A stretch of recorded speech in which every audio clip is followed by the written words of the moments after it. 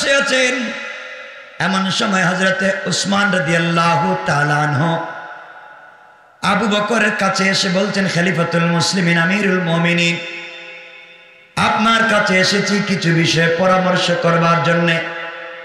হযরতে আবু বকর বললেন, বলেন না কি হয়েছে? উসমান বলতে লাগলেন, আবু বকর ভাই আপনি বলেন না, আপনি রাষ্ট্রের খলিফা, আপনি মসজিদের ইমাম, আপনি মাদ্রাসার প্রিন্সিপাল, আপনি মদিনা নামক রাষ্ট্রের প্রেসিডেন্ট। আপনার কাছে জানতে চাই, আপনার রাষ্ট্রের কোন নাগরিক যদি না খেয়ে মারা যায়, ইসলাম কি বলে আপনাকে কিয়ামতের দিন কোন জবাব দেওয়া লাগবে কিনা? আবু বকর ডাক দিয়া বললেন, ভাই উসমান রে, আমার রাষ্ট্রে, যেই রাষ্ট্র কোরআন দিয়া চলে, আমার রাষ্ট্রে একজন নাগরিক কেন, আমার রাষ্ট্রের একটা কুকুর যদি না খেয়ে মারা যায়, আমার রাষ্ট্রের একটা বিড়াল, একটা কুকুর যদি বিনা চিকিৎসায় মারা যায়, আল্লাহর আদালতে আমাকে কাঠগড়ায় দাঁড়াতে হবে। কারণ যেই রাষ্ট্র কোরআন দিয়া চলে, যেই রাষ্ট্র রাসূলের সুন্নাত দিয়া চলে, এই রাষ্ট্রে ধর্ম বিদ্বেষ থাকতে পারে না, সাম্প্রদায়িক দাঙ্গা থাকতে পারে না। এই রাষ্ট্রে পৃথিবীর সকল সৃষ্টি তার অধিকার ফিরে পেতে চায়। কোন ঠিক কিনা? ঠিক কিনা বলেন? তাই যদি হয়, ও আবু বকর, আপনার কাছে জানতে চাই, আপনার রাষ্ট্রের একজন বিধবা মহিলা, তিনি বৃদ্ধা হয়ে গিয়েছেন, তার স্বামী নাই, সন্তানও নাই, চোখেও দেখেন না। আপনার রাষ্ট্রে একজন মহিলা ৩-৪ দিন হয়ে গেল, তার ঘরে কোনো খাবার নাই, আপনি এই রাষ্ট্রের খলিফা, আপনি কি করলেন?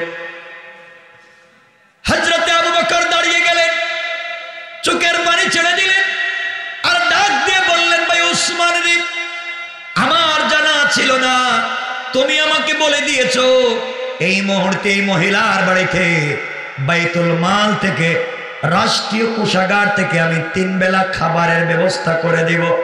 কিয়ামতের দিনে আমাকে যেন আল্লাহর আদালতে না দাঁড়াতে হয়। ওসমান ডাক দিয়া বললেন, ভাই আবু বকর, শুধু খাবার পৌঁছে দিলে হবে না, এই মহিলাকে কে রান্না করে খাওয়াইয়া দিবে? মহিলার কোনো সন্তান নাই, মহিলা চোখে দেখেন না, বৃদ্ধা মানুষ, তার ঘরে কোনো কর্মচারী নাই। হযরতে আবু বকর বললেন, ভাই ওসমান রে, আমি তো মহিলার ঘরে রান্নার লোক দিতে পারবো না, আমি তো মহিলার ঘরে কর্মচারী দিতে পারবো না, এমন লোক বলতো মদিনায় নাই, শুধুমাত্র আমি খাবার পৌঁছে দিতে পারবো। এইভাবে কথা চলছে। এমন সময় হযরতে ওমর, মদিনা নামক রাষ্ট্রের প্রধান বিচারপতি, সুপ্রিম পাওয়ার যিনি আইনের ব্যাপারে, হযরতে ওমর দাঁড়িয়ে গেলেন, আর ডাক দিয়া বললেন, খলিফাতুল মুসলিমিন আমিরুল মুমিনিন, আমি তো সেই ওমর, যে ওমরের কাছে মানুষের মাথা কাটা ছিল ডালবা। আমাকে সকালে টাকা দিয়ে বলবেন অমুকের মাথা লাগবে, বিকালে কেটে দিয়েছি, দুনিয়ার জমিনে করেছি, কিন্তু আমি যখন কোরআনের সংস্পর্শে এসেছি, কোরআন পড়তে শিখেছি, রাসূল পাকের আদর্শের কাছে এসেছি, আমিও তো তার মাথা কাটবার জন্য যেতে চেয়েছিলাম, কিন্তু আমি যখন রাসূল পাকের কাছে গিয়েছি, মাথা তো কাটতে পারি নাই, মাথা কাটতে পারি নাই। শেষ পর্যন্ত কালিমা পড়ে আমি আমার গোটা জিন্দেগিকে কোরআনের জন্য ওয়াকফ করে দিয়েছি। কোন সুবহানাল্লাহ। এই কোরআন আমি ওমরের মতো মানুষকে পরিবর্তন করে দিয়েছে। আমি ওমর পরিবর্তন হয়ে গিয়েছি।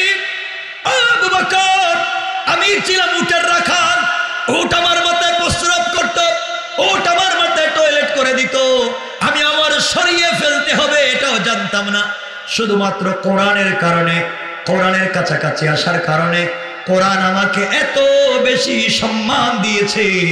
এই পৃথিবীতে সর্বপ্রথম আল্লাহ নারে তাকবীর, আল্লাহু আকবার বলে ইসলামের প্রথম যে মিছিল হয়েছে মদিনায়, মাত্র 11 জন নিয়া, মক্কায় মাত্র 11 জন নিয়া এই মিছিলের নেতৃত্ব দিয়েছেন স্বয়ং হযরত ওমর। কোন সুবহানাল্লাহ। এই ওমর বলছেন, আবু বকর, আমি মদিনা নামক রাষ্ট্রের প্রধান বিচারপতি, আমি দাঁড়িয়ে গেলাম, আপনি বৃদ্ধা মহিলার বাড়িতে 3 বেলার খাবার পৌঁছে দিবেন, কে রান্না করে দিবে? কে ঘর ঝাড়ু দিয়া দিবে, কে মহিলার কাপড় ধুইয়া দিবে, কে মহিলাকে খাওয়াইয়া দিবে? আপনি কোন লোক দিতে পারলেন না। আবু বকর, আমি দুহাত জোড় করে বলছি, আপনি আপনার রাষ্ট্রের প্রধান বিচারপতি, আমি ওমরকে বিনা পারিশ্রমিকে এই মহিলার ঘরের কর্মচারী বানাইয়া দিতে পারেন। তখন সুবহানাল্লাহ। আপনারা কিছু বুঝতেছেন আমার কথা? কিছু বুঝছেন? একজন একটা রাষ্ট্রের প্রধান বিচারপতি, তিনি একটা রাষ্ট্রের সাধারণ একজন বিধবা মহিলার ঘরের কর্মচারী হতে চান বিনা পারিশ্রমিকে। সুবহানাল্লাহকে আগামী বছর বলবেন? সবাই বলেন না সুবহানাল্লাহ। আর আমাদের দেশে যদি একজনকে ওয়ার্ডের পাতি নেতা হয়, এর কাছে গিয়েও কথা বলা যায় না। কথা বলেন না কেন? তার পাওয়ার আর ক্ষমতায়। আর হযরত ওমর প্রধান বিচারপতি, আবু বকর বলছেন, ভাই ওমর, আপনি রাষ্ট্রের প্রধান বিচারপতি, আপনি মহিলার বাড়িতে কর্মচারী হবেন, রাষ্ট্রের কাজ কে করবে? ওমর বলছেন, ভাই আবু বকর, আমি অফিসে যাওয়ার আগে এই মহিলার বাড়িতে গিয়ে কাজ করে দেব, এবং অফিস থেকে আসার পরে এই মহিলার বাড়িতে কাজ করে দেব। আপনি শুধু আমাকে অনুমতি দেন। সুবহানাল্লাহ বলেন। আবু বকর আশ্চর্য হয়ে যাচ্ছে, তুমি রাষ্ট্রের কাজ করার পাশাপাশি একজন মহিলার বাড়িতে কর্মচারীর কাজ করতে পারবে? বুঝাতে চাচ্ছি ইসলাম মানুষকে কেমনে পরিবর্তন করে, আর বাংলাদেশের মুসলমান কেমন পরিবর্তন করছে। গোটা দুনিয়ায় রমজানের আগে আরব বিশ্বের মুসলমানরা 11 মাস ব্যবসা করে, 11 মাস ব্যবসা করে। সৌদি আরবে যারা উমরা করতে গিয়েছেন রমজান, তারা জানেন রমজানের মোবারক আসলে কোটি কোটি টাকার মালিক, তারা বড় বড় কাবার বেন নিয়ে, ট্রাক নিয়ে রাস্তায় দাঁড়িয়ে থাকে, মানুষকে শুধু ফ্রি দিতে থাকে, শুধু তার ফ্যাক্টরি থেকে পকেট থেকে দিতেই থাকে, না নিলে জুড়ে দেয়। যারা গিয়েছেন ওমরায় তারা জানেন। আর বাংলাদেশের ব্যবসায়ীরা পাবলিকের সাথে 11 মাস ব্যবসা করতে গিয়ে চুরি করে, আর রমজান আসলে ডাইরেক্ট ডাকাতি শুরু করে দেয়। ঠিক কিনা বলে? সবকিছুর দাম বাড়ায় দেয়, সবকিছুর দাম বেশি। কেমন মুসলিম আপনি? আপনার নাম আব্দুল্লাহ, আব্দুর রহমান, এই জন্য জান্নাতে যাওয়া যাবে না। বহুত লোক রসুলের পিছনে সালাত পড়েছে, রসুল তার জানাজা পড়িয়েছে, রসুল নিজের জুব্বা খুলে তার কাফন দিয়েছে। আল্লাহ পাক বলছেন সে জান্নাতে যাবে না, কারণ মুসলমান পরিচয় দিয়েও সে ছিল মুনাফিক আর গাদ্দার। এমন লোক এই সমাজে নাই। কথা বলেন না কেন নাই? হযরত আবু বকর বলছেন, আমার যাও। আমার কথা মনে খারাপ লাগতেছে আপনাদের? কষ্ট হচ্ছে? কষ্ট তো লাগতেই পারে, কষ্ট লাগতে পারে। অনেকে এলাকায় খবর নেন, যারা ভিলেজ পলিটিক্স করেন, গ্রামের রাজনীতি, গ্রামের মডল, গ্রামের মাতবর, গ্রামের বিচারে অনেক মুসলিম আছে। এলাকার মডল, মাতবর, পঞ্চায়েতের বড় মুরব্বী, কসম রব্বে পাকের জাতের অনেক খারাপ লোক আছে, যারা এক কাপ রং চা খাইয়া এদিকের বিচারকে এদিকে দিয়ে দেয়। ঠিক কিনা? আওয়াজ করে। এগুলো নাই এলাকায়? কিসের মুসলিম পরিচয় দেন? আপনি তো ধান্দাবাজ। ইসলাম আপনাকে ভালো মানুষ বানাতে পারি না। আপনি নামাজ পড়ে ভালো মানুষ হতে পারলেন না, আপনি কেমনে জান্নাতে যাবেন? জান্নাতে তো সহজ, আপনাদেরকে এসে বুঝাইব পাবলিক। জান্নাত তো সোজা সাজা, গিয়া মইরা দেখেন জান্নাত কোন জিনিস। পাবলিকের হক যদি সরিষার দানা পরিমাণ খেয়ে থাকেন, সরিষার দানা পরিমাণ পাবলিকের হক খেয়ে থাকেন, আপনি মাপ পাবেন না। প্রশ্নই আসে না মাপ পাওয়া। আমার বন্ধুগণ, হযরত আবু বকর বলছেন, আমর রে, তুমি যখন এই রাষ্ট্রের প্রধান বিচারপতি, তুমি যখন চাচ্ছ মহিলার বাড়িতে কর্মচারীর কাজ করতে আপত্তি নাই, কিন্তু মহিলার বাড়িতে কাজ করতে গিয়ে যদি সময় মতো না যাও, মহিলার বাড়ির কাজ না করো, তুমি আমি আবু বকরের সামনে অপরাধী হিসেবে দাঁড়াতে হবে, কিয়ামতের দিন আল্লাহর আদালতে দাঁড়াতে হবে। হযরতে ওমর পরের দিন সকালবেলা ফজরের নামাজ পড়ে বাড়িতে নাস্তা করে অফিসে যাওয়ার আগে তিনি মহিলার বাড়িতে পৌঁছে গেলেন। দরজায় গিয়ে নক করে বলছেন, মা, এই রাষ্ট্রের খলিফা হযরতে আবু বকর আপনার বাড়ির কর্মচারী আমাকে বানাইয়া দিয়েছেন।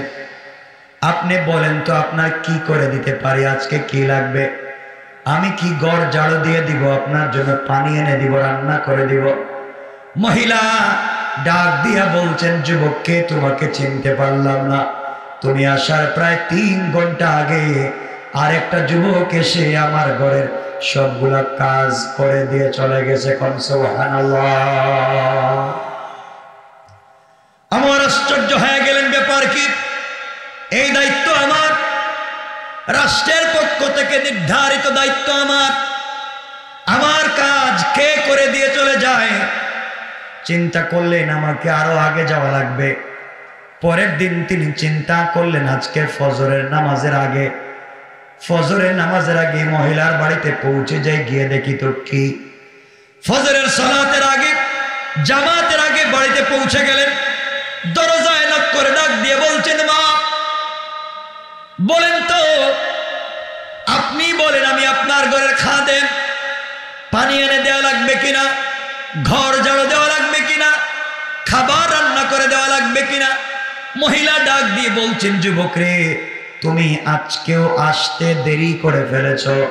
তুমি আসার প্রায় 2 ঘন্টা আগে আরেকজন যুবক এসে আমার ঘরের সবগুলা কাজ করে দিয়ে চলে গেছে। কোন সুবহানাল্লাহ। হযরত ওমর আশ্চর্য হয়ে গেলেন, আজও করে দিয়ে কে গেল? নির্ঘাত আমার পিছনে কোন সিআইডি লেগে গিয়েছে। হযরতে আবু বকর আদালতে আমাকে দাঁড়াতেই হবে। আগামীকালকে ফজরের আজানেরও আগে আমি পৌঁছে যাব, তাহাজ্জুদের সালাত পড়ে এই মহিলার বাড়িতে চলে যাব, গিয়ে দেখব কাজ করা যায় কিনা।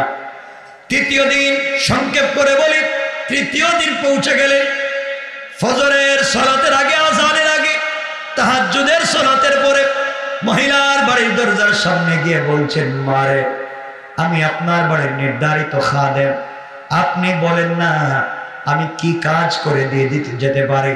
মহিলা ডাক দিয়া বলছেন, যুবক রে, কে তোমাকে চিনতে পারলাম না বাবা। তুমি আসার আজকে প্রায় 1 ঘন্টা আগে আরেকজন যুবক এসে সবগুলা কাজ করে দিয়ে চলে গেছে। কোন সুবহানাল্লাহ। আমার আশ্চর্য হয়ে গেলেন, প্রতিদিন আমার আগে কে কাজ করে দিয়ে চলে যায়? আগামীকালকে তাহাজ্জুদের আগে চলে যাব, দেখতে চাই লোকটাকে, কার এত বড় সাহস আমি ওমরের আগে কাজগুলো করে দিয়ে চলে যায়। হযরত ওমর চতুর্থ দিন তাহাজ্জুদের সালাতের আগে মহিলার বাড়িতে পৌঁছে গেলেন। গিয়ে দেখেন ঘরের ভিতরে মিটমিট করে আলো জ্বলে, একটা পুরুষ মানুষের কণ্ঠ শোনা যায়। হযরত ওমর তরবারি খুললেন, তরবারি খুলে দাঁড়িয়ে গেলেন আর অপেক্ষা করতে লাগলেন, দেখি তো কে বের হয়ে আসে। কিছুক্ষণ পরে দেখেন একটা যুবক ঘরের দরজা খোলে, মিটমিট করে পা দিয়া ঘর থেকে বের হয়ে চলে যায়। হযরত ওমর চিৎকার করে বলছেন, যুবক, কে তুমি? দাঁড়িয়ে যাও, কে তুমি? 3 দিন পর্যন্ত এই মহিলার বাড়িতে কাজ করবার জন্য আমি এসেছি, তুমি আমার আগে বাড়িতে এসে কাজ করে দিয়ে চলে যাও। 3 দিন পর্যন্ত মহিলার বাড়িতে কোনো খিদমত আমি করতে পারলাম না। যুবক, তুমি কে? তুমি দাঁড়িয়ে যাও। আমি ওমর বলছি, আমার হাতে নাঙ্গা তরবারি, তুমি যদি আমার কথা না শোনো, তোমার শরীর থেকে আমি মাথা আলাদা করে দিতে পারি। হাত উঠে সারেন্ডার হয়ে যাও।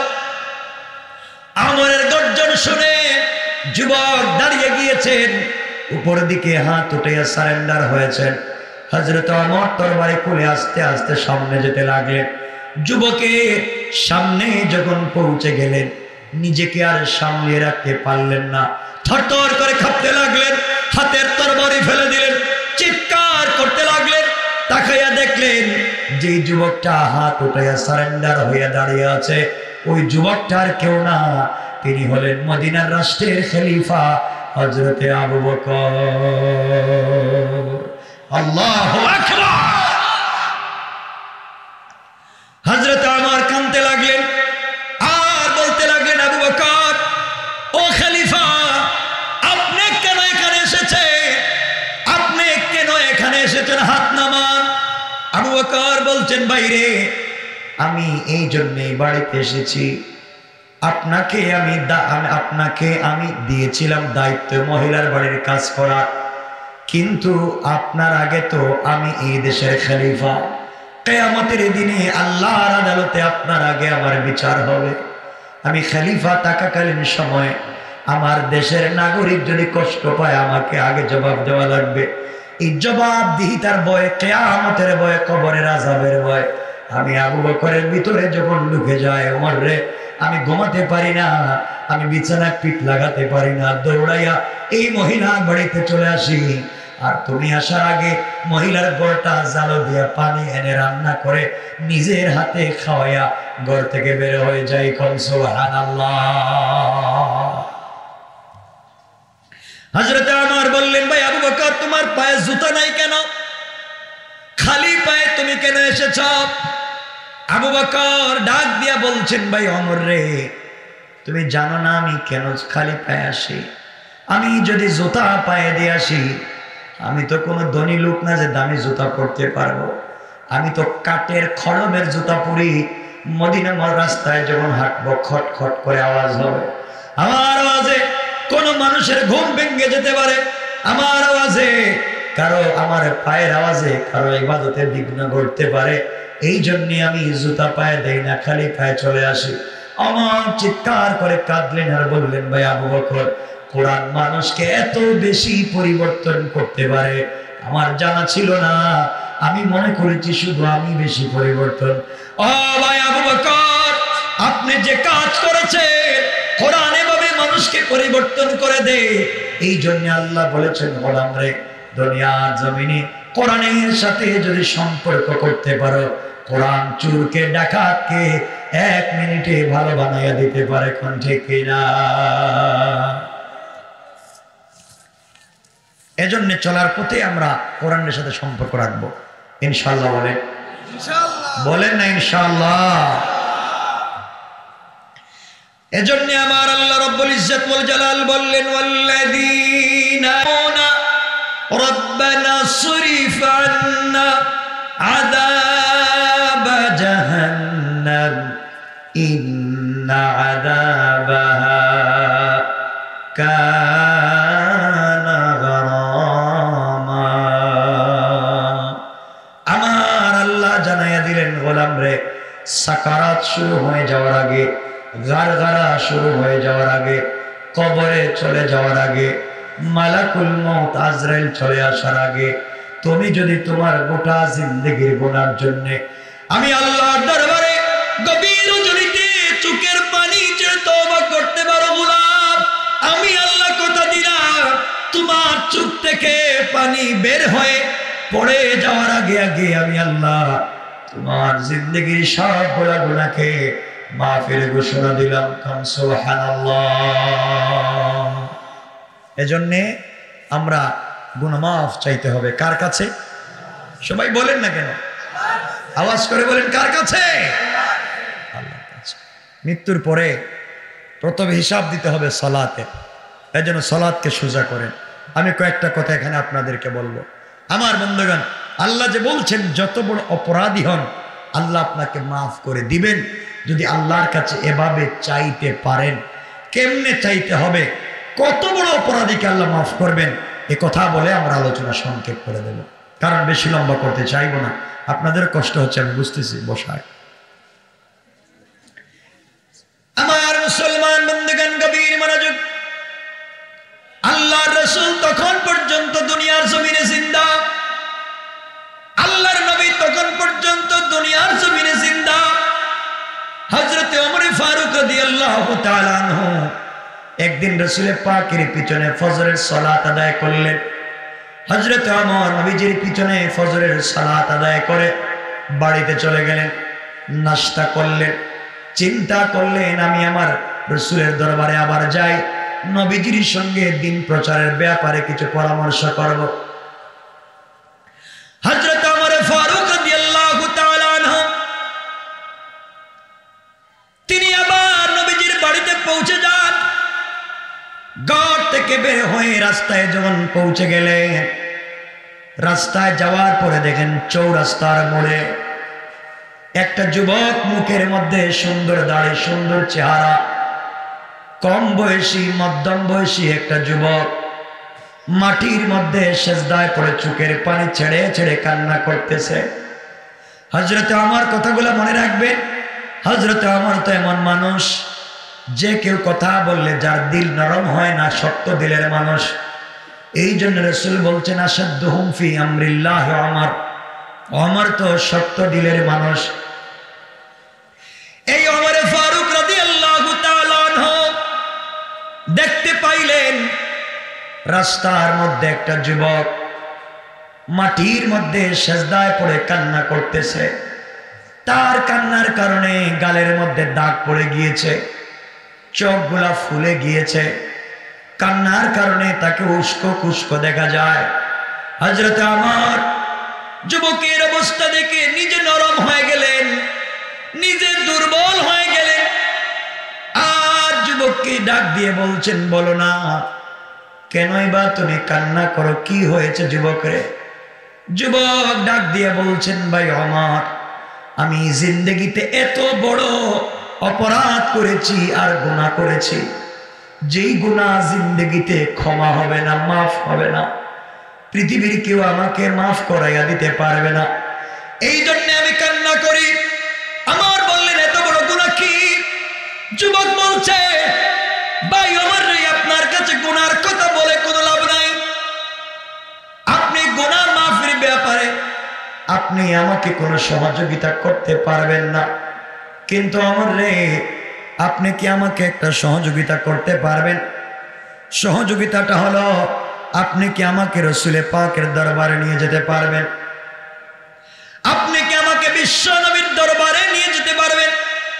আমার বিশ্বাস, আপনি যদি নবুয়তের দরবারে, রহমতের নবীর দরবারে আমাকে নিয়ে যান, আর আমার নবী যদি আমার ব্যাপারে আল্লাহর দরবারে সুপারিশ করেন, আমার বিশ্বাস আমার আল্লাহ আমার নবীজির হাতকে ফিরাইয়া দিবেন। এখন সুবহানাল্লাহ। হযরত ওমর বললেন, যুবক চলো, তুমি যদি চাও তোমাকে আমি রাসূলের দরবারে নিয়ে যেতে পারি। এই কথা বলে যুবকটাকে নিয়ে হযরত ওমর পৌঁছে গেলেন রাসূল পাকের দরবারে। কথাগুলো শুনেন কি বলতে চাই। হযরত ওমর যুবকটাকে নিয়ে নবীজির বাড়িতে পৌঁছে গেলেন, আর নবীজিকে ডাক দিয়ে বলছেন, ইয়া রাসূলুল্লাহি, ইয়া হাবিবাল্লাহ, পয়গম্বরে আরবি একটা যুবককে নিয়ে আপনার বাড়িতে এসেছি, যে গুনাহ করে কান্না করে জাহান্নাম থেকে বাঁচতে চায়, জান্নাতে যেতে চায়, গুনাহ করে ফেলেছে, এই জন্য তওবা করতে চায়। আপনার বাড়িতে আমি নিয়ে এসেছি, আপনি বলেন তো যুবকের সঙ্গে কথা বলেন। আমার নবীজি যুবকটাকে কাছে ডাকলেন, ডাক দিয়ে বললেন, যুবক বলো, কি এমন গুনাহ করেছো যার জন্য তুমি এত কান্না করো? তোমার গুনাহ মাফ হবে না, কেউ মাফ করাতে পারবে না, এই জন্য কান্না করো। কি এমন গুনাহ করেছো তুমি, কি আমি নবীজিকে বলতে পারবা? কথাগুলো শুনেন। যুবক বলতেছেন, রাসূল পাক সাল্লাল্লাহু আলাইহি ওয়াসাল্লাম, আমি আমার জীবনে এত বড় অপরাধ করেছি, গুনাহ করেছি, আপনার কাছে বললে আপনি আমাকে বের করে দিবেন। আমার জীবনে এত বড় গুনাহ পৃথিবীর কোনো মানুষ করে নাই। আমার নবীজি দাঁড়িয়ে গেলেন, যুবকের হাত জড়িয়ে ধরলেন, আর বললেন, যুবক বলো, তোমার গুনাহ কি আল্লাহর বিশাল জমিনের চাইতে বড়? এত বড় করে আল্লাহ জমিন তৈরি করেছেন, তোমার গুনাহ কি আল্লাহর জমিনের চাইতে বড়? যুবক বলতেছেন, পয়গম্বরে আরবি, আমি এত বড় গুনাহ করে ফেলেছি, আমার মন বলছে আমার গুনাহ আরো বড়। নবীজি বললেন, যুবক জবাব দাও, তোমার গুনাহ কি আল্লাহর আসমানের চাইতে বড়? আল্লামা জারুল্লাহ জামাখশরী তাফসীরে কাশফে লিখেন, তারিখে ইবনে জারীর তাবারিতে লিখে, যুবক যুবক বলতেছে আর কাঁদতেছে, পয়গম্বরে আরবি আমার মন বলতেছে আমার গুনাহ আল্লাহর আসমানের চাইতে বড়। এবার নবীজি বললেন, যুবক রে, তোমার গুনাহ কি আল্লাহর আসমান জমিন একত্রিত করলে যত বড় হয়ে যায় তার চাইতেও কি তোমার গুনাহ বড়? যুবক বলতেছেন, পয়গম্বরে আরবি আমার মন বলছে আমার গুনাহ আরো বড়। এবার নবীজি বললেন, যুবক তুমি জবাব দাও, তোমার গুনাহ কি আল্লাহর 7টা জাহান্নামের চাইতে বড়? যুবক কান্না করে বলছে, পয়গম্বর আমি এত গুনাহ করে ফেলেছি, আমার মন বলতেছে আমার মতো গুনাহগারকে আল্লাহ এই জাহান্নামে দিবেন না, আরো কোন কঠিন জাহান্নাম বানায়া দিবেন, এত বড় গুনাহ করছি। নবীজি বললেন, যুবক বলো তোমার গুনাহ কি? ওয়ালাদাইনা মাজিদ, জান্নাতে একটা মাঠ আছে যার নাম মাজিদ, যেখানে জিবরিল আমিন 70 বছর তার পাখা দিয়ে টানলেন, কুল কিনারা পাইলেন না।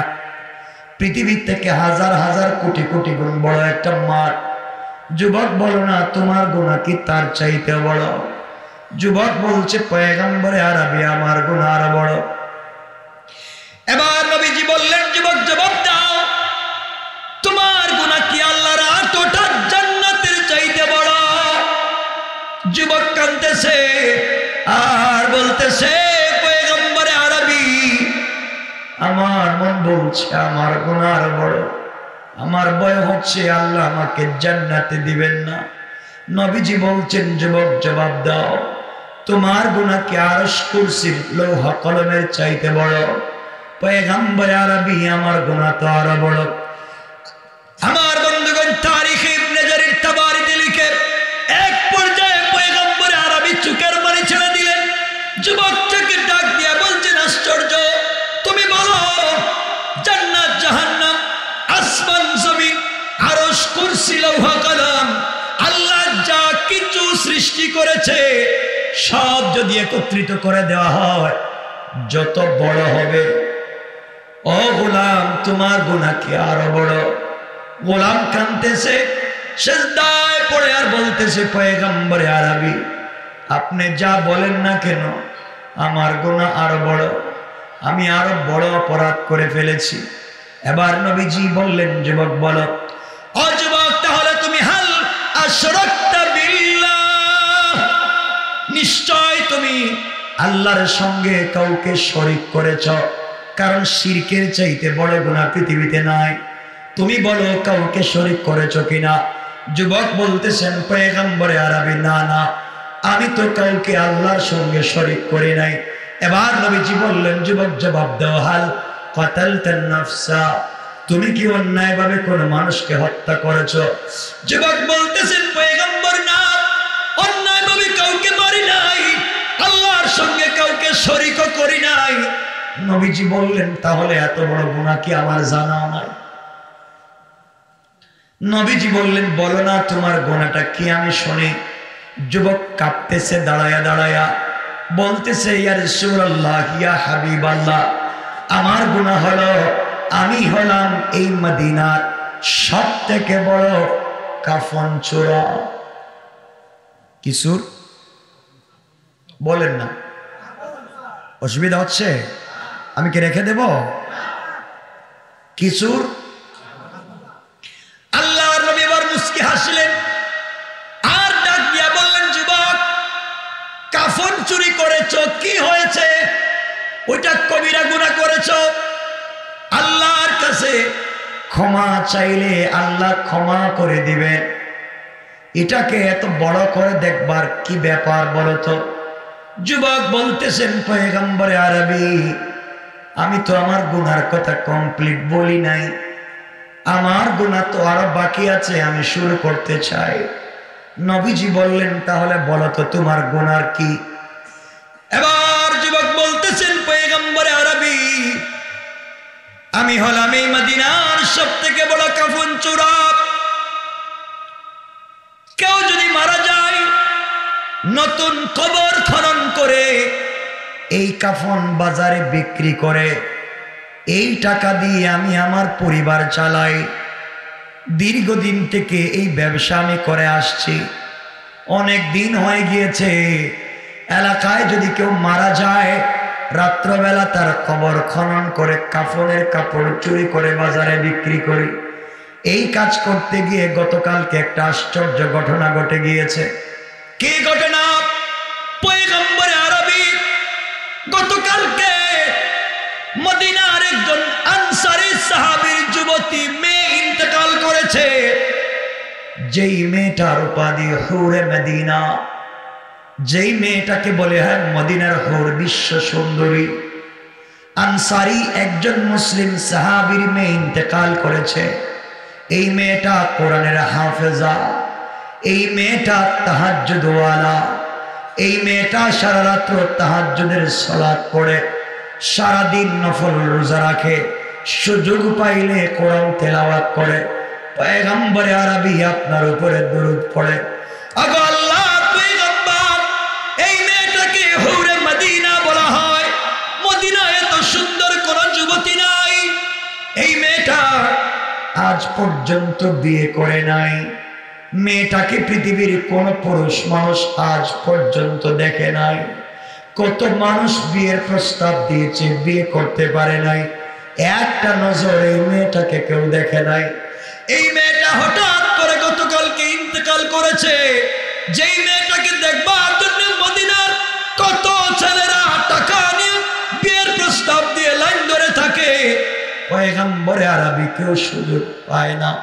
ওগো আল্লাহর পয়গম্বর, এক পর্যায়ে মেয়েটা গতকালকে ইন্তেকাল করবার পরে আমার বন্ধুগণ রিসেন্টলি আল্লামা জুলফিকার নকশবন্দি ওনার খুতুবাতে জুলফিকারে লম্বা করে বিষয় বলেছেন, দীর্ঘ লম্বা চৌড়া বলেছেন, সংক্ষেপ করে বলি।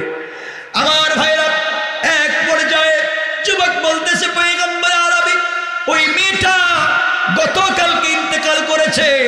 ইন্তেকাল করবার পরে তার আত্মীয় স্বজন মিলে তাকে গোসল করাইয়া, কাফন পরাইয়া, জানাজার নামাজ পড়াইয়া কবরের ভিতরে মাদফুন করে দিয়েছে, কবরে রেখে দিয়েছে। সারাত্র যখন গভীর হয়ে গিয়েছিল, আমি আমার চিরাচরিত নিয়ম অনুযায়ী কাফন চুরি করবার জন্য গুরুস্থানে পৌঁছে যাই।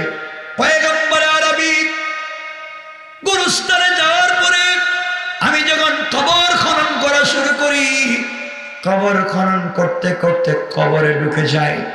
কবরের ভিতরে প্রবেশ করে 5টা কাফনের কাপড় চুরি করি। 5টা কাফনের কাপড় চুরি করে আমি যখন কবর থেকে বের হয়ে যাই,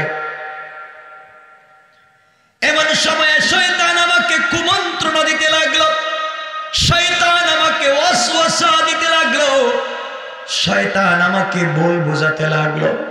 পয়গম্বরে আরবি আমি শুনি কে যেন আমাকে বলে, যুবক তোর মতো আহাম্মক পৃথিবীতে আর নাই, তোর মতো বেউকুফ পৃথিবীতে আর নাই। যুবক রে, তোর ভিতরে কি যৌবনের চাহিদা নাই? তোর ভিতরে কি শারীরিক চাহিদা মেটাবার শক্তি নাই? ও যুবক, তোমার মতো আহাম্মক পৃথিবীতে আর দেখি নাই। যে মেয়েটাকে একটা নজর দেখবার জন্যে মদিনার পুরুষেরা লাইন ধরে দাঁড়িয়ে থাকে, যে মেয়েটার উপাধি হুরে মদিনা, এই মেয়েটাকে কত মানুষ দেখতে চাইল, পৃথিবীর কোন পুরুষ স্পর্শ করতে পারল না। যুবক রে, তুমি এই মেয়েটাকে কবরের ভিতরে উলঙ্গ করে ফেলে দিয়ে চলে যাও। আর যুবক, তোমার ভিতরে কি যৌবনের চাহিদা নাই? তোমার ভিতরে কি শারীরিক চাহিদা মেটাবার শক্তি নাই? তুমি যদি কবরের ভিতরে এই মেয়ের সঙ্গে এই মুহূর্তে জেনা করো, তুমি তো বিশ্ব সুন্দরী মেয়ের সঙ্গে মেলামেশা করতে পারলে, তোমাকে কেউ বাধা দিবে না, কেউ বাধা দিবে না। মদিনার কোন মানুষ দেখে নাই, এই জন্যে মদিনার মানুষও বাধা দিবে না। মেয়েটার পরিবারের কেউ দেখে নাই, পরিবারের কেউ বাধা দিবে না। মেয়েটাও মৃত, মেয়েটাও তোমাকে বাধা দিতে পারবে না। এই সুযোগে তুমি বিশ্ব সুন্দরী মেয়ের সঙ্গে মেলামেশা করতে পারলে, যুবকরে এই সুযোগ তো হাত ছাড়া করা যায় না। পয়গম্বর আরবি বারবার এভাবে কুমন্ত্রণা দিতেছে, বারবার এভাবে হাতের টর্চ দিয়া, আমার হাতের লাইট দিয়া, আমার হাতের আলো দিয়া আমি কবরের ভিতরে আলো লাগাইয়া দিলাম। কবরের ভিতরে আলো লাগাইয়া দেখি সত্যি তো এই মেয়ের মতো বিশ্ব সুন্দরী পৃথিবীতে আর নাই। সত্যি তো এই মেয়ের মতো সুন্দর মানুষ মনে হয় পৃথিবীতে আল্লাহ বানায় নাই। পয়গম্বরে আরবি এক পর্যায়ে শয়তানের ধোঁকায় পড়ে আমি জিনা করলাম। পড়েন জোরে আওয়াজ করে নাউজুবিল্লাহ, আর জোরে পড়ে নাউজুবিল্লাহ। পয়গম্বরে আরবি এক পর্যায়ে কবরের ভিতরে জিনা করলাম। জিনা করবার পরে যৌবনের চাহিদা মিটায়া 5টা কাফনের কাপড় চুরি করে যখন কবর থেকে বের হয়ে যায়, নির্ঘাত আমি শুনতেছি ওই মেয়ে যেন জিন্দা হয়ে কথা বলতেছে। আমি শুনি আমার কানের আওয়াজে, আমি শুনি আমার কানের পর্দায় আওয়াজ এসেছে, এই মেয়ে যেন জিন্দা হয়ে কথা বলে, ডাক দিয়া বলছে, ইয়া আইয়ুহাল ইনসান মা গাররাকা বিরাব্বিকাল কারীম। এই মানুষ কে তোকে ধোঁকা দিয়েছে আমার মতো মহান রব থেকে? অথচ আল্লাহ বলছেন আল্লাযী খালাকাকা, আল্লাহই তোমাকে তৈরি করেছেন। ও যুবক, তুমি কেমনে আমার সঙ্গে জিনা করলে? তুমি তো সত্যি বেওকুফ, তুমি তো নিমক হারাম। কেমনে অন্যায় করলে? সারা জীবন নিজের সতীত্বের হেফাজত করেছি, পৃথিবীর কোন মানুষ আমাকে স্পর্শ করা দূরের কথা, একটা বার চোখ দিয়ে আমাকে দেখতেও পায় নাই। যুবক রে, তুমি কেমনে জিনা করলে? তুমি কেমনে আমার চরিত্রটা নষ্ট করে দিলে? সারা জিন্দগি চরিত্রের হেফাজত করলাম।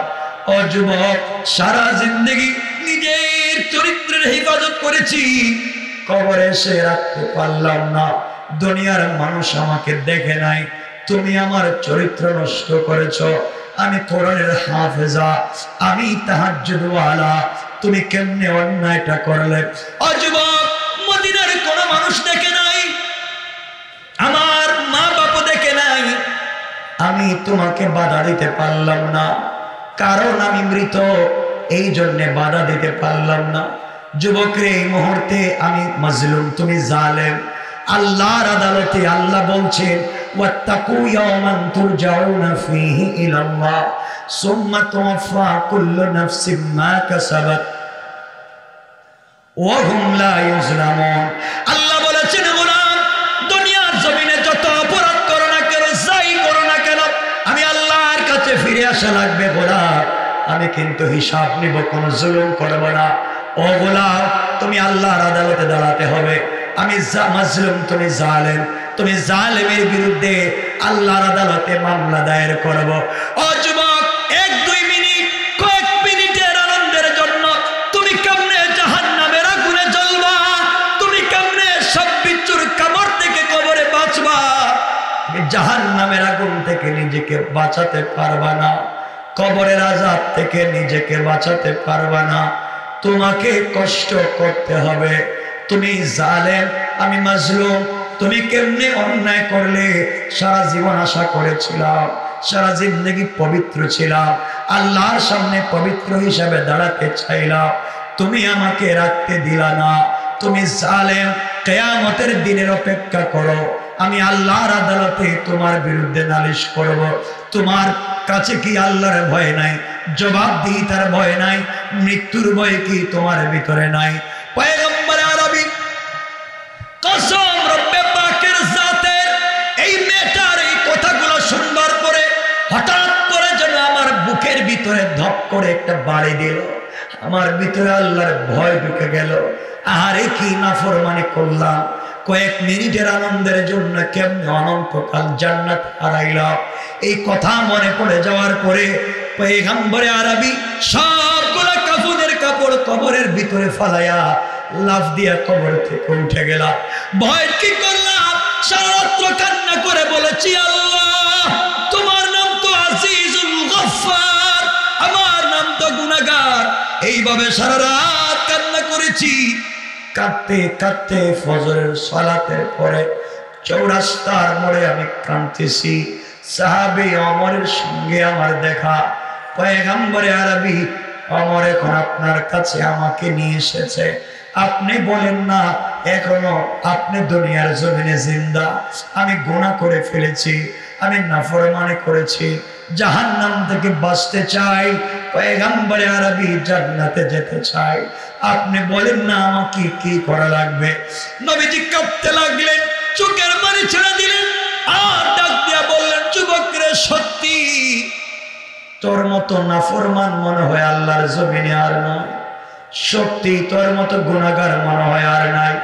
একদিকে জিনা করলে, অপরদিকে কোরআনের হাফেজার সঙ্গে জিনা করলে, আবার তাহাজ্জুদ ওয়ালার সঙ্গে জিনা করলে, রোজা ওয়ালার সঙ্গে জিনা করলে, কোরআন ওয়ালার সঙ্গে জিনা করলে, একজন আনসারী মুসলিম মেয়ের সাথে জিনা করলে, একজন সতী ভদ্র মেয়ের সাথে জিনা করলে, আবার তুই কবরের ভিতরে জিনা করলে, আবার মৃত মানুষের সঙ্গে জিনা করলে, এতগুলা গুনাহ করে যুবক রে তুমি কেমনে আমার বাড়িতে আসছো? তুমি আমার বাড়িতে এতক্ষণ পর্যন্ত কেমনে দাঁড়ায় আছো? ও যুবক, তুমি এই মুহূর্তে আমার বাড়ি থেকে চলে যাও। আমি জানি না তোমার গুনাহ মাফ হবে কিনা, আমার জানা নাই, কারণ আমি তোমার ব্যাপারে ফয়সালা দিতে পারবো না যতক্ষণ পর্যন্ত রব্বে পাক ওয়াহি নাজিল না করবে। ওয়াহি নাজিলের মাধ্যমে ফয়সালা না দিলে আমি কোনো ফয়সালা দিতে পারবো না। ও যুবক, তুই জানিস কি? শুনাইয়া দেই যুবক, শুনে নে। একবার মুসা কালিমুল্লাহ আল্লাহর সঙ্গে কথা বলবার জন্য তুর পাহাড়ে গিয়েছিলেন। ওখান থেকে এসে দেখলেন দীর্ঘদিন পর্যন্ত বৃষ্টি হয় না। ৭২,০০০ বানি ইসরাইল নিয়ে বৃষ্টির জন্য আল্লাহর কাছে দোয়া করতে লাগলেন। আল্লাহ জানাইয়া দিলেন, মুসা রে, তোমার ৭২,০০০ মানুষের মধ্যে ৭১,৯৯৯ জন লোক ভালো, একটা মাত্র লোক জিনাকার, একটা মাত্র লোক গুনাহগার। একটা লোকের কারণে আল্লাহ সবার দোয়াকে বন্ধ করে দিলেন। ৭২,০০০ মানুষের দোয়া কবুল করলেন না। যুবক রে, মুসার মতো পয়গম্বরের দোয়াকে আল্লাহ বন্ধ করে বলছেন, মুসা, যে এলাকে জিনা হয় সে এলাকায় দোয়া কবুল হয় না। এই যুবকের কারণে আমি দোয়া কবুল করতে পারবো না। ও যুবক, ৭২,০০০ মানুষের দোয়াকে একজন জিনাকারের কারণে যে আল্লাহ থামাইয়া দিলেন। আর তুমি এত বড় গুনাহ করে আমার বাড়িতে এসেছো। আমার মন বলতেছে না জানি কোন সময় কোন আযাব নেমে আসে, সব ধ্বংস হয়ে যায়। যুবক, তুমি চলে যাও, তোমার ব্যাপারে আমি জানি না, আল্লাহ ওয়াহি দিয়ে ফয়সালা দিলে কিছু বলতে পারবো। যুবক আমার নবীর বাড়ি থেকে যখন বের হয়ে যায়, চিৎকার করে পাগলের মতো কান্না করে বলছে, আল্লাহ, মুনিব, আমার তো আর দুনিয়ায় যাওয়ার জায়গা নাই। রহমতের নবীও আমাকে বের করে দিয়েছে, আমি এখন কোথায় যাব? বাড়িতে গেলে কেউ আমাকে জায়গা দিবে না। আমার মন বলতেছে মদিনার মাটিও হয়তো আমাকে জায়গা দিবে না। রব, আমি গুনাহ করে ফেলেছি, আমাকে তুমি ছাড়া কেউ মাফ করবে না। ঘুরে ঘুরে দেখেছি কেউ আমাকে জায়গা দেয় না। রব, তুমি আমাকে ক্ষমা করে দাও। এইভাবে যুবক কাঁদতে কাঁদতে মদিনার সব থেকে উঁচা পাহাড়ের উপরে উঠে গেছে। পাহাড়ের উপরে উঠে রাত দিন ২৪ ঘন্টা সেজদায় পড়ে শুধু কান্দে আর বলছে, আল্লাহ, ভুল তো করে ফেলেছি, হায়াতে জিন্দেগি তো এখনো বাকি আছে। তুমি তো ফেরাউনের দোয়াকে রাত্রে কবুল করছো, যেই ফেরাউন দিনে তোমার নাফরমানি করছে। আয় আল্লাহ, আমি তো ফেরাউনের মতো না, আমি আমার ভুল স্বীকার করেছি, তুমি কি মাফ করবা না? তুমি তো কোরআনে বলেছো, ওয়াল্লাযীনা ইয়াকুলুনা রাব্বানা সরিফ আন্না আযাব জাহান্নাম ইন্না আযাবাহা কানা গরামা। আয় আল্লাহ, তুমি তো বলছো সাকারাতের আগে মাফ চাইলে মাফ করবা। আমি অপরাধ করেছি, তোমার কাছে মাফ চাই। রব, তুমি কি আমাকে ক্ষমা করে দিবা না? এইভাবে যুবক কাঁদতেছে কাঁদতেছে, ১-২ দিন না, কাঁদতে কাঁদতে সেজদায় পড়ে 40 দিন 40 রাত্র কাঁদতেছে, মাথা উঠায় না। যুবক ডাক দিয়ে বলছে, আল্লাহ মাফ না করা পর্যন্ত মাথা উঠাবো না, মরে গেলে এখানে মরে যেতে চাই, দুনিয়ার মানুষকে নাফরমানের চেহারা দেখাতে চাই না। এইভাবে যুবক কাঁদতেছে কয়দিন? কথা বলেন, কয়টা হয়েছে? 12টা হয়ে গেছে। লম্বা করার দরকার নেই, 12টা হয়ে গেছে কাটায় কাটায়, আর লম্বা হয়ে গেলে অনেক লম্বা হয়ে যাবে, এজন্য আর লম্বা করতে চাই না। যুবকের কথা শুধু 1 মিনিটে এক জায়গায় বলে রেখে দিব, আর সামনের দিকে নিতে চাইব না। আমার বন্ধুগণ, এক পর্যায়ে যুবক 40 দিন পর্যন্ত কান্না করল। 40তম ফজরের সালাতে রাসূল পাক ফজরের ইমামতি করলেন। ফজরের সালাত পড়াইয়া সাহাবায়ে কেরামের দিকে তাকাইয়া আছেন। এমন সময়ে হযরতে জিবরিল আমিন হাজির হয়ে গেলেন। সালাম দিয়া বলছেন, ইয়া রাসূলুল্লাহ, ইয়া হাবিবাল্লাহ, পয়গম্বরে আরবি, আপনি আল্লাহর পক্ষ থেকে সালাম গ্রহণ করুন। আপনাকে কয়েকটা প্রশ্ন করতে চাই। আল্লাহ কয়েকটা প্রশ্ন করতে বলেছেন। রাসূল পাক বলছেন, জিবরাইল, প্রশ্ন করতে আপত্তি নাই। এবার জিবরাইল 1 নম্বর প্রশ্ন করলেন, ইয়া রাসূলুল্লাহ, আপনি জবাব দেন, এই পৃথিবী আপনি সৃষ্টি করেছেন না আল্লাহ? নবীজি বললেন, জিবরাইল, এটা কোন প্রশ্ন হলো? জীবনে তো এমন প্রশ্ন আমাকে করো নাই, তুমি 1000 বার আমার কাছে এসেছ, এমন প্রশ্ন জীবনে করো নাই, বলো না এমন প্রশ্ন কেন করো? জিবরাইল বলতেন, জবাব দেন, সৃষ্টি করছে কে? জিবরাইলের প্রশ্নের জবাবে রাসূল বলছেন, জিবরাইল রে, সব কিছু সৃষ্টি করেছেন তো আল্লাহ। জিবরাইল দ্বিতীয় প্রশ্ন করলেন, বলেন, এই দুনিয়ার মানুষের হায়াত মওতের মালিক আপনি না আল্লাহ? নবীজি বলছেন, জিবরাইল, দুনিয়ার মানুষের হায়াত মওতের মালিক, এমন কি আমার হায়াত মওতের মালিক তো আল্লাহ। ইয়া রাসূলুল্লাহ 3 নম্বর প্রশ্ন, বলেন না পৃথিবীর মানুষের রিজিক আপনি দেন না আল্লাহ? ও জিবরাইল, দুনিয়ার মানুষের রিজিক তো আল্লাহ দিয়ে থাকেন। পয়গম্বরে আরবি 4 নম্বর প্রশ্ন, কোন মানুষ যদি গুনাহ করে ফেলে, ক্ষমা কি আপনি করবেন না আল্লাহ? নবীজি কাঁদতেছেন আর বলতেছেন, জিবরাইল, এই 4 প্রশ্ন আমাকে আজ অবধি জীবনে করলা না, হঠাৎ করে এমন নির্মম প্রশ্ন 4টা করলা, কোন মানুষ যদি গুনাহ করে আল্লাহ মাফ করবেন? এবার জিবরাইল বলছেন, পয়গম্বর আরবি, আপনি সঠিক উত্তর দিয়েছেন।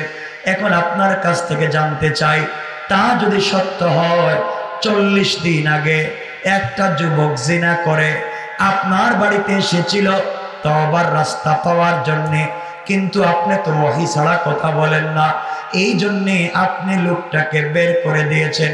পয়গম্বর আরবি, আমার আল্লাহ জানাইয়া দিয়েছে, গুনার কারণে কোন বাবা তার সন্তানকে ঘর থেকে বের করে দিতে পারে, গুনার কারণে কোন গ্রামের মানুষ গুনাহগারকে গ্রাম ছাড়া করে দিতে পারে, গুনার কারণে কোন মানুষকে দেশ থেকে বের করে দিতে পারে, গুনার কারণে কোন ছাত্রকে টিচার বের করে দিতে পারে, গুনার কারণে কোন পীর তার মুরিদকে বের করে দিতে পারে, গুনার কারণে কোন উম্মতকে তার নবী বের করে দিতে পারে।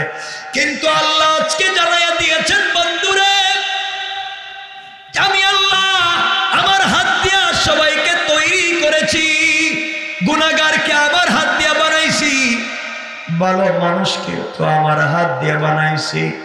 ও গুনাহ করলেও তো আমার গোলাম, ভালো কাজ করলেও তো আমার গোলাম। আমি আমার গুনাহগার গোলামের জন্য এত গুনার পরেও তার জন্য তওবার দরওয়াজা বন্ধ করে দেই না।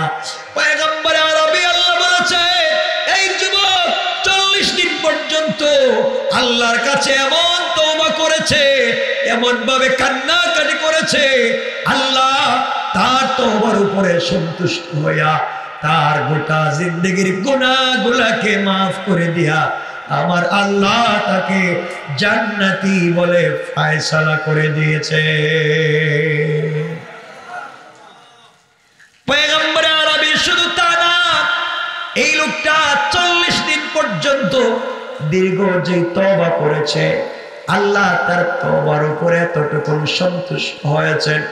ও পয়গম্বর, তার তওবা যদি মদিনার 70 জন লিস্টেড রেজিস্টারিকৃত জাহান্নামীদের মধ্যে বন্টন করে দেওয়া হয়, আল্লাহ তার তওবার কারণে আর রেজিস্টারিকৃত 70 জন জাহান্নামীকে মাফ করে দিতে পারবেন। এই কথা থেকে আমি লম্বা ঘটনা সেদিকে যেতে চাই না, শুধু এক কথা বোঝাতে চাই। আল্লাহ বলেছেন, গোলাম যত বড় অপরাধী হ, আমি আল্লাহর রহমত থেকে, তওবার দরওয়াজা থেকে নিরাশ হয়ে যায় না। এই যে রমজানুল মুবারক আসছে, আল্লাহ বলছেন, গোলাম রে, তোর গোটা জিন্দগির গুনার বোঝা মাথায় নিয়া, ইফতার সামনে নিয়া রোজাদার যখন হাত উঠাইয়া দোয়া করবে, তার গুনাহ যদি আসমান জমিনে ভরে যায়, আমি আল্লাহ নিমিষে 1 মিনিটে তার সবগুলা গুনাহকে মাফ করে দে।